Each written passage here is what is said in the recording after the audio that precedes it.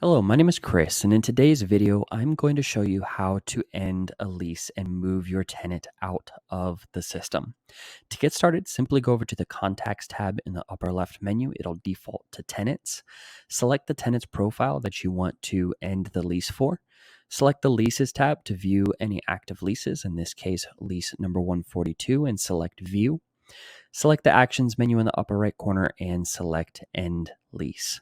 From here, you're going to be able to view any outstanding invoices that are owed to this tenant, as well as the option to return the deposit or to mark the deposit as having already been returned in the event that you already returned the deposit using another method.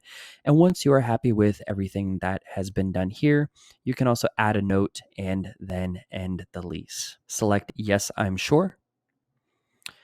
And congratulations, you have ended the lease for that tenant. And that is how easy it is to move your tenant out on TenantCloud. To get started for free, just go to TenantCloud.com and click Sign Up Today.